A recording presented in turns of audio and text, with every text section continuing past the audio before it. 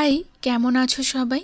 বিভিন্ন ব্যস্ততার কারণে প্রায় 2 সপ্তাহ ধরে কোনো বড় ভিডিও আপলোড করা হয়নি। তবে এবার থেকে রোজ একটা করে বড় ভিডিও আপলোড করার চেষ্টা করব। যেমন আজ তোমাদের সাথে শেয়ার করছি অসম্ভব সুন্দর স্বাদের পনিরের এই রেসিপিটা। এটা বানানোর জন্য ভীষণই কম উপকরণ লাগে। নিরামিষের দিনে পনিরের এই রেসিপিটা একবার ট্রাই করতে পারো, দেখবে ভীষণই সুন্দর খেতে হয়। তো এটা বানানোর জন্য প্রথমেই আমি 200 গ্রাম পনিরকে এরকম ছোট ছোট টুকরো করে কেটে নিলাম। ফ্রাইং প্যানে অল্প একটু ঘি গরম করতে দিয়েছি। ঘিটা খুব ভালোভাবে গরম হয়ে গেলে গ্যাসের ফ্লেমটা মিডিয়াম টু লো ফ্লেমে রেখে পনিরগুলো ঘিয়ের মধ্যে দিয়ে খুব ভালোভাবে এপিট ওপিট একটু লাল লাল করে ভেজে নেব।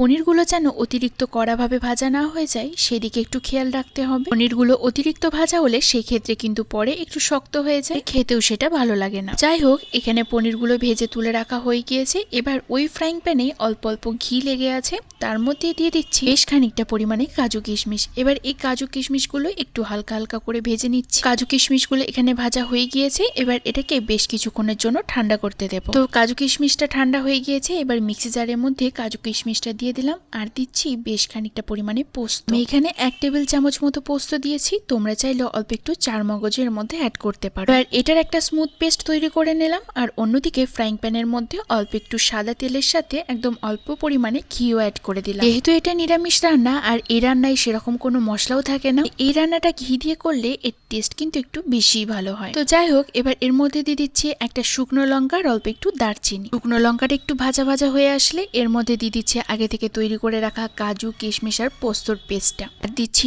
অল্প একটু ধনে গুঁড়ো। এই রেসিপিটাতে কিন্তু হলুদ, জিরে গুঁড়ো, কাশ্মীরি লাল লঙ্কার গুঁড়ো কোনো কিছুরই প্রয়োজন পড়ে না। এবার এই মশলাটাকে বেশ কিছুক্ষণ সময় ধরে গ্যাসের ফ্লেমটা মিডিয়াম টু লো ফ্লেমে রেখে কষিয়ে যাব। এই মশলাটা কষাতে কষাতেই দেখা যাবে তেল ছাড়তে শুরু করে দিয়েছে। আমি 3 মিনিট ধরে মশলাটাকে কষিয়েছিলাম যাতে ধনে গুঁড়োর গন্ধটা চলে যায়। এবার এর মধ্যে দিয়ে দিচ্ছি বেশ খানিকটা পরিমাণে ফ্যাটানো টক দই। আবারও খুব ভালোভাবে সবকিছু একসাথে মিক্সড করে নেব। আর এই সময় কিন্তু গ্যাসের ফ্লেমটা একদম লো ফ্লেমে রাখতে হবে, তাহলে দই দেওয়ার সাথে সাথেই ফেটে যেতে পারে। যাই হোক, এই মশলাটা খুব ভালোভাবে কষানো হয়ে গিয়েছে। এবার এর মধ্যে দিচ্ছি বেশ খানিকটা পরিমাণে মিক্সির বাটি ধোয়া জলটা। তবে এই জলটা কিন্তু আমি গরম জল ব্যবহার করেছি, ঠান্ডা জল ব্যবহার করিনি। তোমরা চাইলে এক্ষেত্রে জলের পরিবর্তে দুধ দিয়েও করতে পারো। আর এই মশলাটা একটু ফুটে উঠলে এর মধ্যে দিয়ে দেবো স্বাদ মতো নুন আর গ্রেভির জন্য পরিমাণ মতো গরম জল। দেন সবকিছু খুব ভালোভাবে মিক্সড করে নিচ্ছি।